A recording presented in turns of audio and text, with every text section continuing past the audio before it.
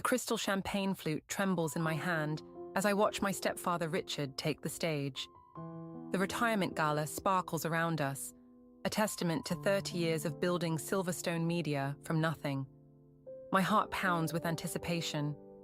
After a decade of 70-hour weeks and sacrificed relationships, tonight everything changes. I'm Autumn, and I've spent my entire adult life preparing for this moment. Friends, colleagues, family, Richard begins, his voice carrying across the grand ballroom. Tonight marks not just an ending, but a beginning. The crowd of 300 falls silent. I straighten my spine, smoothing down my midnight blue dress. Next to me, my half-brother Tyler fidgets with his bow tie, his usual cocky smirk replaced by an unusual intensity. Silverstone Media has been my life's work, Richard continues. But every empire needs new blood, fresh vision. He pauses, his eyes scanning the crowd. That's why I'm proud to announce that, effective immediately, my son Tyler will be taking over as Chief Executive Officer. The champagne flute slips from my numb fingers, shattering on the marble floor. Heads turn. Whispers ripple through the crowd. My mother Lily won't meet my eyes. Tyler brings exactly what this company needs to face the challenges ahead. Richard's words hammer nails into my coffin of dreams. Youth, innovation, and most importantly, the right instincts for leadership. Applause erupts. Tyler bounds onto stage, all practiced charm and perfect teeth. I remain rooted in place, shards of crystal crunching under my heels. "Speech," someone calls out. Tyler grabs the microphone, basking in the spotlight that should have been mine. "I promise to make Silverstone Media stronger than ever," he declares, "to honor my father's legacy while blazing new trails." My colleague Derek appears at my elbow. "This can't be happening," he mutters. "Everyone knows you're the one who—" "Not now," I cut him off, plastering on a smile as cameras flash. Inside, acid burns through my chest. Later, during the endless, congratulatory mingling, I corner Richard near the bar. "Why?" The single word carries a decade of betrayal. He sighs, swirling his scotch. "Business isn't just about hard work, Autumn. It's about instinct, natural leadership. Tyler has that spark." Tyler has barely worked a full week in his life. He doesn't know the first thing about running this company. "He'll learn, and you'll help him, won't you?" Richard's tone carries steel beneath the request. For the good of the family, I want to scream, to expose every time Tyler's natural leadership meant pawning his work off on others. Instead, I nod stiffly. "Of course." Across the room, I spot my grandmother Evelyn holding court with board members, probably already spinning this disaster into dynasty-building brilliance. My mother hovers nearby, champagne glass perpetually full. "There's my favorite sister." Tyler's arm lands heavy across my shoulders. He reeks of expensive cologne and victory.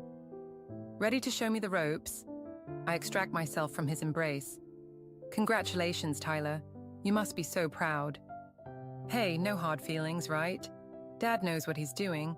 And you're still part of the team. Part of the team." After 10 years of building client relationships, streamlining operations, and practically running things while Richard focused on the big picture, now I get to teach my frat boy brother how to do my job. "Of course," I say smoothly. "No hard feelings at all." I excuse myself to the powder room, locking the door behind me. In the mirror, my reflection stares back. Composed, professional, the perfect corporate soldier. But something dark flickers behind my eyes. They want me to help Tyler? Fine, I'll help him straight into the ground. I'll watch everything Richard built crumble under his golden boy's incompetent hands. And when it's all ashes, they'll finally understand what they threw away. I reapply my lipstick, adjust my smile, and return to the party. After all, I have a lot to teach my dear brother about running a company. Starting with exactly how much he doesn't know. The morning after the gala, I find my mother in her garden, methodically deadheading roses like nothing's changed. Her perfectly manicured nails snip through stems with practiced precision. She doesn't look up when I approach. "Did you know?" The words taste like battery acid. Snip. Another dead bloom falls. Richard made his decision, Autumn. We need to respect that. That's not what I asked. My hands clench into fists. Did you know he was going to humiliate me in front of everyone? She finally meets my eyes, her expression carefully neutral. Tyler is Richard's son. The company is his legacy. And what am I? The backup plan. The workhorse who gets discarded when it's convenient. Don't be dramatic. She moves to another rosebush. You still have your position. Nothing's really changed. A bitter laugh escapes me. Nothing's changed. He gave my promotion to Tyler, who can barely handle his own expense reports without help. Your brother has potential. He just needs guidance. She pauses, her voice softening. This could be good for both of you. Working together, supporting each other. Supporting each other. My voice rises. Where was his support when I was working 60-hour weeks? When I missed Christmas because of the Miller account? When, Autumn, my grandmother Evelyn's sharp voice cuts through my tirade. She stands in the garden doorway, elegant as ever in her tailored pantsuit. That's quite enough. Your mother doesn't need this hysteria. Of course not. I turn to face her. Heaven forbid anyone disturb the family peace by pointing out inconvenient truths. The truth, Evelyn says coldly, is that Richard built this company from nothing. He has every right to choose its future leadership. The truth is that Tyler's going to run it into the ground, and you're all too blinded by tradition to see it. Perhaps, she replies, if you'd spent more time cultivating relationships instead of spreadsheets, things might be different. The barb hits its mark. I remember all the family dinners I missed, the social events I skipped, always putting the company first, thinking it would prove my worth. You mean if I'd played politics better? I asked quietly. Smiled more? Been more like Tyler? Your brother understands people, my mother interjects. He has natural charisma. He has natural charm and zero work ethic, I snap. But sure, let's pretend that's leadership. Evelyn's eyes narrow. Mind your tone, young lady. This attitude isn't helping anyone. No? I laugh. Well, neither is pretending everything's fine while Tyler destroys what I've spent 10 years building. What Richard spent 30 years building, Evelyn corrects sharply. Don't overstate your importance. The words slice deep. I see my mother flinch, but she says nothing. Always the peacekeeper, never taking sides. My phone buzzes, a message from Derek about an emergency client meeting Tyler's already missed. Of course. You know what? I straighten my spine. You're right. I should focus on what's important, like making sure your precious golden boy doesn't bankrupt us in his first week. Autumn, please. My mother reaches for my arm. Can't we just what, Mum? Pretend everything's fine? Play happy families while watching Tyler destroy everything? I pull away. Sorry, but I learned from the best about putting the company first. Evelyn's voice follows me as I stride away. Richard was right about your temperament. This is exactly why. I don't hear the rest. Don't need to. Their expectations and disappointments have always spoken louder than words. Back in my car, I grip the steering wheel until my knuckles turn white. My phone buzzes again. 3 missed calls from Tyler, probably needing me to bail him out of whatever mess he's already created. Fine. They want me to support Tyler. I'll support him right off a cliff. Let them see exactly what happens when they bet everything on the wrong horse. I start the engine, a plan already forming. Richard taught me everything about building a company. Now I'll use those lessons to tear it all down. My mother's roses disappear in the rearview mirror, blood-red petals scattered across perfectly manicured grass. Sometimes you have to prune deep to fix what's broken, and I'm done playing in someone else's garden. The quarterly reports spread across my desk tell a story that makes my blood run cold. Not because of what they show, but because of what they hide.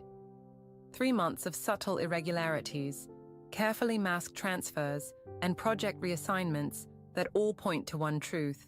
Richard has been systematically setting Tyler up to fail. These numbers don't add up. Derek leans over my shoulder, frowning at the screen. The Morrison account shows double the projected expenses, but half the staff allocation.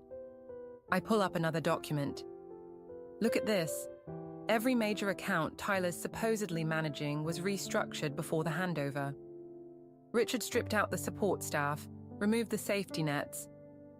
While making it look like business as usual, Derek whistles low. That's cold, even for Richard. He's creating a perfect storm. My fingers trace the patterns of destruction hidden in plain sight. Tyler won't see it coming until it's too late.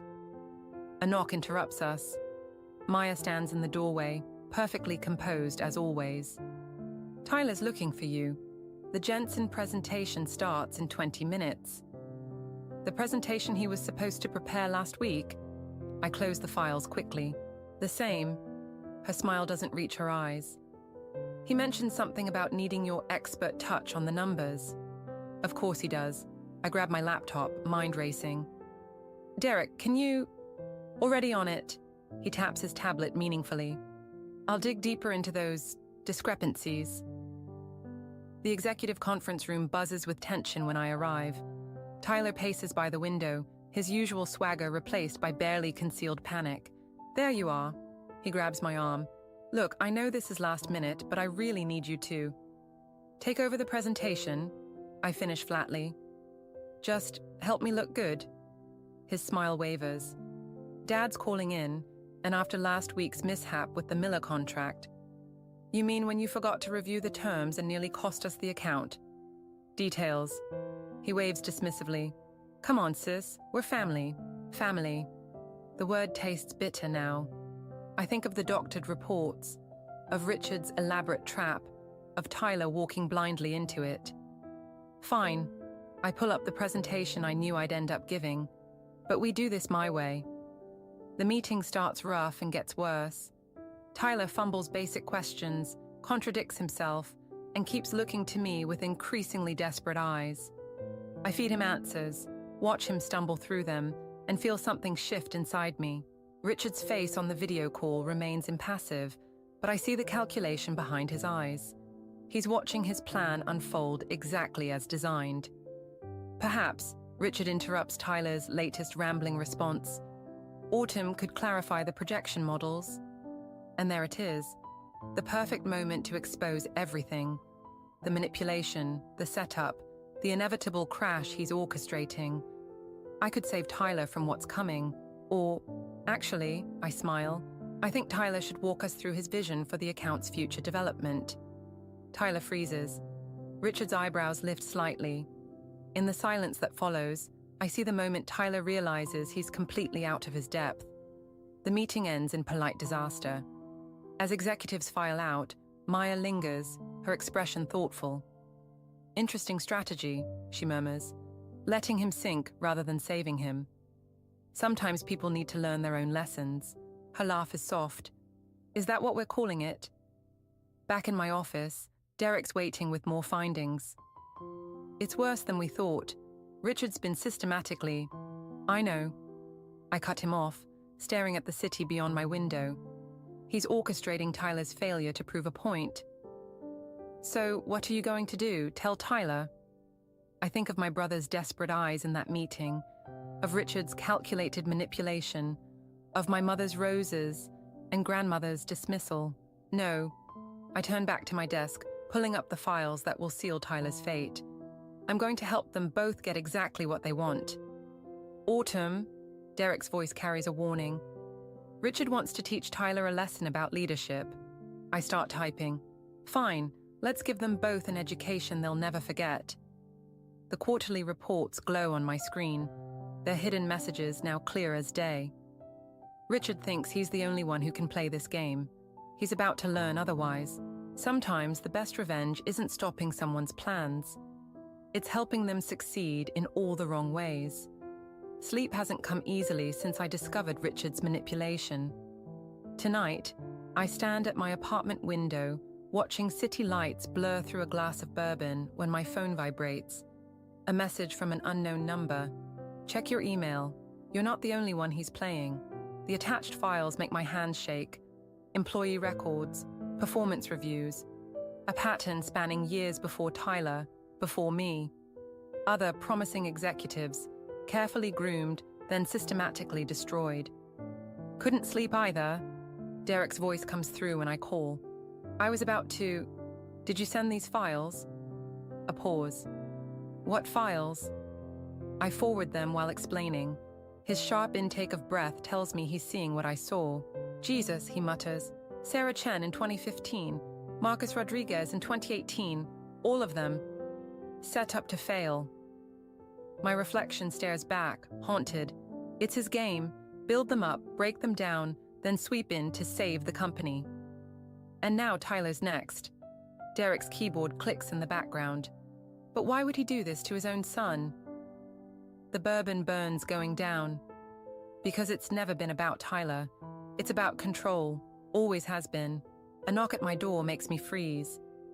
Through the peephole, Maya stands in the hallway, perfectly composed despite the late hour. We need to talk, she says when I open the door. Her eyes flick to my phone. Alone. I end the call with Derek, but leave the line open, muted. Maya moves through my apartment like she owns it, settling onto my couch with practiced grace. Those files you received? She crosses her legs. They're just the beginning. You sent them. I've been watching Richard's pattern for years. She pulls out a tablet, waiting for the right moment, the right ally. And you think that's me? Her smile is razor sharp. I think you're smart enough to see the bigger picture. This isn't just about your brother anymore. The tablet shows more documents. Board meeting minutes, private emails, financial transfers. A web of manipulation spanning decades. Richard's retiring, but he's not letting go, Maya continues. Tyler's just his latest puppet. Once he fails, Richard steps in as special advisor to clean up the mess. The board begs him to return, and the cycle continues. My hands clench. Why show me this? Because you're different. You actually understand the business. With the right evidence, the right strategy. She lets the implication hang. You want me to help you expose him. I want us to help each other. She stands, smoothing her skirt. Think about it, but don't take too long. Others are already moving against him. After she leaves, Derek's voice crackles through my phone. You know this is a trap, right? I stare at the documents Maya left behind. The question is, whose trap? Autumn. His tone carries warning. This is bigger than family drama now. People's careers, lives. I know. My voice sounds distant to my own ears. That's why I have to do something. Do what, exactly? The bourbon glass catches moonlight, casting shadows like prison bars across my floor. Beat them at their own game. I spend the rest of the night digging deeper, mapping connections, finding patterns. By dawn, my walls are covered in digital strings of evidence, all pointing to one inescapable truth. I'm not just fighting for my place anymore. I'm fighting for everyone Richard has ever destroyed. My phone buzzes. Tyler, asking for help with another presentation. Below that, a message from my mother about Sunday dinner. A family pretending everything's normal while Rome burns. Maya's right about one thing. This is bigger than Tyler now, but she's wrong if she thinks I'm playing by anyone's rules but my own. I send Derek a message. Get me everything you can on Maya's history with the company. Every project, every connection. Then I call Tyler. Hey brother, about that presentation, I have some ideas I think Dad will love. Sometimes the only way to dismantle a game is to play all sides until the pieces collapse. Richard taught me that, even if he never meant to. The sun rises over the city, painting everything in shades of blood and gold. Time to see who's really pulling the strings, and who's about to get tangled in them. The Morrison account was supposed to be Tyler's first major test. Instead, it becomes my first real move. I sit in the back of the conference room, watching him flounder through another presentation and carefully plant the seeds of doubt. Interesting approach, I murmur to the client when Tyler steps out, though not quite what we discussed in the preliminary meetings. Mrs. Morrison's perfectly manicured nails tap against her tablet. You mean when you handled the account? Oh, I'm sure Tyler has his reasons for the changes. I pause, letting concern color my voice. Though, if you'd prefer to discuss the original strategy. By the time Tyler returns, Mrs. Morrison's smile has gained a predatory edge. The meeting ends with polite promises to review their options. Derek catches me in the hallway afterward. That was cold. That was business. I keep walking, heels clicking against marble. Tyler wanted to play CEO. Let him learn how it feels to lose a $10 million account. And the 30 people whose jobs depend on that account. I falter for half a step. They'll land on their feet. Besides, better a controlled crash now than... Autumn. Maya appears around the corner, smooth as silk. Richard wants to see you. My stomach drops, but I keep my face neutral. In Richard's office, sunlight streams through floor-to-ceiling windows, illuminating the man who taught me everything about power, including how to lose it. The Morrison account, he begins without preamble. They're considering pulling out. So I heard. Tyler seems to think you might have influenced their decision. I meet his gaze steadily. Tyler needs to learn that actions have consequences. Indeed, Richard's smile doesn't reach his eyes. Speaking of consequences, the board is concerned about recent performance metrics. They're suggesting a restructuring of senior management. The threat hangs between us. I think of Maya's files, of all the others Richard has destroyed. Interesting timing. Just business. He turns to the window. Though I'd hate to see your career suffer from poor choices. Like choosing loyalty over competence. His shoulders stiffen. Careful, Autumn. Family or not. Family? I laugh, sharp and bitter. Is that what you call it when you set your own son up to fail? He turns back slowly. What exactly are you implying? You know exactly what I'm implying. The doctored reports, the systematic dismantling of support structures. Did you use the same playbook on Sarah Chen, Marcus Rodriguez? For a moment, something like respect flickers across his face. Then it's gone, replaced by calculated concern. You seem stressed. Perhaps you should take some time off. To think about my future. I stand. Don't worry, Richard. I'm thinking about all our futures. Outside his office, Maya waits with a knowing smile. Productive meeting? You could say that. I start walking. She falls into step beside me. Tell me, Maya, how long did you work with Sarah Chen before Richard destroyed her? Her stride hitches. I don't. Because I've been looking at the old org charts. Funny how you always seem to be adjacent to the carnage, but never caught in it. We all make choices to survive. Her voice hardens. The question is, what choice are you making now? Before I can answer, Tyler bursts from the elevator, face flushed. The Morrisons just called. They're pulling their entire portfolio. Maya's eyebrows rise. All 7 subsidiaries? They're saying something about loss of confidence in leadership. Tyler's accusations hit like bullets. What did you say to them? Nothing they hadn't already figured out. I turn away, but his hand catches my arm. You're trying to sabotage me. Tyler, Maya interrupts smoothly. Perhaps we should discuss this privately. No. His grip tightens. I want to know why my own sister. Because someone had to show you what real leadership costs. I wrench free. Congratulations, little brother. You just learned your first lesson. I leave him standing there, Maya already moving to damage control. In my office, Derek waits with fresh intel. The Morrisons aren't just pulling out, he says quietly. They're taking their business to Startup Media. My new shell company, created last week under layers of corporate veils. Phase 1 complete, I murmur, watching Tyler rush past my door, trailing destruction in his wake. Time for Phase 2. Autumn. Derek hesitates. Are you sure about this? Once you start, I'm sure about one thing. I pull up the next set of accounts targeted for restructuring. Richard taught us all about burning bridges. Now let's see how he likes watching his empire burn. The emergency board meeting feels like a funeral. 24 hours after the Morrison disaster, Silverstone stock has plummeted 18%. I sit at the far end of the conference table, watching Tyler sweat through his expensive suit while Richard maintains his granite facade. 3 major accounts lost in 2 weeks. Board Chairman Phillips reads from his tablet. projected quarterly losses exceeding 30 million. Would anyone care to explain? Maya slides a document across the table. Our analysis suggests a systematic breakdown in client relations under the new leadership structure. Breakdown? Tyler's voice cracks.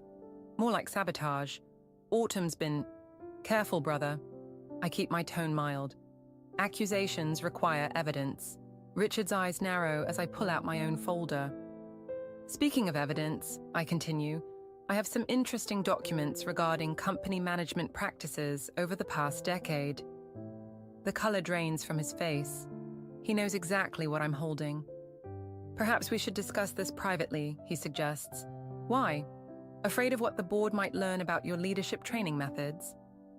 I start distributing copies. About Sarah Chen, Marcus Rodriguez, all the others you built up just to tear down. Murmurs ripple through the room as board members scan the papers. Phillips removes his glasses slowly. Richard, these allegations are a desperate attempt at misdirection, Maya interrupts. The real issue is the current crisis. The real issue, I stand, is that this company has been run like a puppet show, and I'm done playing with strings. I trigger the presentation screen, displaying years of manipulated reports, doctored performance reviews, and carefully orchestrated failures. Tyler stares at the evidence of his own orchestrated downfall, comprehension dawning in his eyes. Dad? His voice sounds young, broken. You set me up. Tyler, I was preparing you. For what? I cut in. To fail spectacularly enough that the board would beg you to return, just like every other time. The room erupts in chaos. Board members demand explanations. Maya tries to seize control of the narrative, but I'm not done. Oh, and about those lost accounts? I pull up one final document. They're not lost. They're with Startup Media, my new company. Richard's mask finally cracks. You learn from the best. I smile. About burning bridges, destroying lives, all of it. How does it feel, watching your legacy crumble? The victory tastes like ashes when I see Tyler's devastated face. This was supposed to be about justice, but now... Security will escort you out, Phillips says quietly. All of you, pending a full investigation. In the lobby, Tyler catches my arm. Was any of it real? Did you ever actually care about helping me? Before I can answer, Maya appears. Autumn? A word? She leads me aside, her smile sharp as broken glass. Brilliant performance. Almost had me convinced. She hands me her phone, displaying emails I've never seen. But you missed something. My blood freezes. The emails show conversations between Richard and Maya spanning years. Planning my downfall, not Tyler's. I was the target all along. Did you really think Richard would let an outsider run his company? She laughs softly. Tyler was just the bait, and you played your part perfectly. The evidence will be dismissed as fabricated once the board sees these. Your reputation, destroyed. Startup Media, about to face multiple lawsuits. She pats my cheek. Richard taught you well, but he taught me better. Security approaches. Maya steps back, victorious. By the way, Sarah Chen works for me now. Funny how things come full circle. I walk out of Silverstone Media for the last time, my carefully constructed revenge plot shattering around me. Derek waits by my car. They're freezing our accounts, he says quietly. All of them. Maya's team moved fast. Of course they did. I was so focused on Richard's game, I never saw the bigger trap. My phone buzzes. My mother. The family lawyers will handle everything, she says when I answer. But Autumn, don't come to Sunday dinner, not for a while. I watch Tyler leave the building, shoulders slumped, destroyed by the truth about both his father and his sister. Richard follows, already in damage control mode. Maya stands at the window above, queen of the castle I helped her claim. What now? Derek asks. I think of all the lives I've damaged in my quest for justice, of the legacy of destruction I've continued rather than ended. Now? My laugh sounds hollow even to me. Now we see if I learned anything from Richard besides how to burn it all down. 3 days after the board meeting, I find Sarah Chen waiting in my apartment. She sits at my kitchen counter, calm as if she belongs there, a familiar manila envelope between her hands. Maya said you'd figure it out eventually. She slides the envelope toward me. But I thought you deserved to know the whole truth. Inside, I find what Maya missed, evidence of her own manipulation.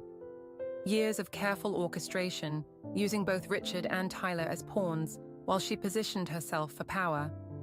The same game Richard played, but with an extra layer of deception. Why show me this? Sarah's smile is tired. Because Maya forgot one thing about people she destroys. We tend to remember. My phone buzzes. Derek, you need to see this. Maya's calling an emergency press conference. She's going to... I know exactly what she's going to do. I grab my keys, and I know exactly who's going to stop her. The Silverstone media lobby buzzes with reporters. Maya stands at the podium, resplendent in victory, while Richard and Tyler sit behind her like well-trained dogs.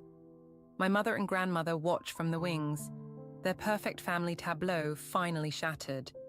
Today marks a new chapter, Maya begins, as we address recent allegations of corporate misconduct. Funny you should mention misconduct. My voice carries across the room. Heads turn, cameras swivel. I have some allegations of my own. Maya's smile doesn't waver. Security won't help you. Sarah Chen emerges from the crowd, followed by Marcus Rodriguez and others, all Maya's previous victims. Not with what we know. I approach the podium, each step measured. You were right about one thing, Maya. Richard taught me well, but he didn't teach me everything. The evidence appears on the screen behind her, not just Richard's manipulations or Tyler's setup, but Maya's entire scheme. Years of careful documentation, preserved by those she thought she'd destroyed. You see, I continue, while you were watching Richard teach me about power, you missed the most important lesson, how to recognize when you're being played. Maya's composure cracks. These documents are clearly fabricated, like the ones you planted about me. I turn to the board members present. Interesting timing on those emails, by the way. Almost like they were created after the fact. Richard stands slowly, recognition dawning in his eyes. You knew. All along, you knew what she was doing. I learned from the best, remember? My laugh holds no humor. About watching your enemies destroy themselves while you just help things along. Tyler joins us at the podium, his face hard. The Morrison account, you didn't just steal it, you protected it, from her. Maya moves with sudden desperation, but Sarah blocks her path. Around us, her carefully constructed house of cards collapses as former victims step forward with their own evidence. Congratulations, I tell her softly. You played everyone perfectly, except for one detail. You forgot to check who was really pulling the strings at Startup Media. Her eyes widen as she finally understands. Every client she thought I'd stolen, every account she'd helped me sabotage, all part of a larger plan to expose her own manipulation. The board has heard enough. Chairman Philip steps forward. Security will escort Ms. Maya to her office to collect her things. The authorities have some questions about certain financial irregularities. As Maya is led away, Richard approaches me. You sacrificed everything, your reputation, your position, your own family, just to expose her. No. I meet his gaze steadily. I sacrificed everything to break the cycle. Your cycle, her cycle, all of it. I turn to leave, but Tyler catches my arm. What happens now? Now? I look at our fractured family, at the company built on manipulation and fear. Now we learn how to build something new, something better, if you're interested. Behind us, reporters clamor for statements while Maya's empire crumbles. But I'm already walking away, Sarah and the others falling in step beside me. Sometimes victory isn't about who's left standing. It's about who's brave enough to walk away and start again. Derek waits by the door, grinning. Ready for phase 3? I think of all the lessons Richard taught me about power, all the ones Maya taught me about deception, and all the ones I had to learn myself about redemption. Phase 3, I agree. Let's build something worth saving this time. The new office of Phoenix Media overlooks the city from a different angle than Silverstone's tower. Smaller, but somehow it feels more real. Sarah Chen's team just landed their third major account, while Marcus Rodriguez's creative division continues exceeding expectations. Board meeting in 10, Derek announces, dropping a stack of reports on my desk. Tyler's waiting in the conference room. I find my brother studying our mission statement on the wall, building success through integrity. His suit is less expensive now, but he stands straighter. The Anderson portfolio looks promising, he says without turning, though the numbers need work. That's why I asked you to consult. I move beside him. You've learned a lot about what not to do, learned from the best. His smile holds a hint of old pain, but something else too. Understanding, maybe. Speaking of learning, did you see this? He hands me a tablet displaying Richard's resignation letter from Silverstone's board. The company's being restructured under new leadership. Someone named Claire Foster, a long-time middle manager I barely remember. Claire? I frown. Why her? Check her personnel file, the one Richard kept in his private records. The document makes my hands shake. Years of notes, careful observations, quiet mentoring. Richard had been grooming Claire all along, while the rest of us fought over shadows. He played us all, Tyler says quietly. But maybe he taught us something too, about what really matters in building something lasting. The conference room fills with my new team, former victims of corporate games turned architects of something better. Sarah Chen's financial models revolutionized our approach. Marcus Rodriguez's creative strategies attract clients tired of old power plays. Quarterly projections are up, Sarah begins, but more importantly, employee satisfaction scores. A familiar figure in the doorway cuts her off. My mother stands there, looking smaller than I remember. I won't stay, she says quickly. I just wanted you to have these. She places a box on the table. Old photos, newspaper clippings, documentation of every achievement Richard never acknowledged. At the bottom, a handwritten note. I should have seen you sooner. Ah. Evelyn still won't speak to me, my mother continues, but I'm learning to speak for myself. After she leaves, Tyler helps me sort through the box. We find pictures of ourselves as children, before power and position poisoned everything, before we learned the wrong lessons about success. You know, Tyler muses, I always thought Dad's greatest legacy would be Silverstone. But looking at this, he gestures around the office, at the people working together without fear or manipulation. Maybe his real legacy is what we learned not to be.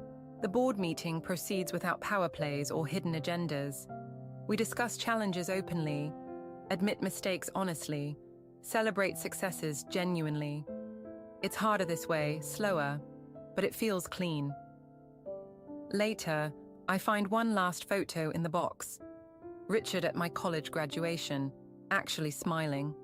On the back, in Claire Foster's handwriting, he saw the potential for something better in all of you. Derek appears with fresh coffee and a knowing look. So, ready to tell the team about the merger offer? I think about Silverstone's board wanting to combine forces, about Claire Foster's quiet revolution there, about second chances and better ways forward. Not yet, I decide. Some foundations need time to settle. Through the window, I can see both buildings now, Silverstone's imposing tower and our more modest office. Different shadows, different lessons. Tyler's already studying the merger proposals, but this time with questions about culture and values, not just power and profit. The photo of Richard goes into my desk drawer, not hidden, just waiting, like the possibility of reconciliation, of understanding that some victories don't look like what we expected. Sarah pokes her head in. New client meeting in 5. They're interested in our innovative corporate culture. I smile, thinking of all the ways we learned to build something new from the ruins of the old. Tell them we're ready, Because that's the thing about shadows. They only have power when you let them define your light. And we're done living in anyone's shadow but our own.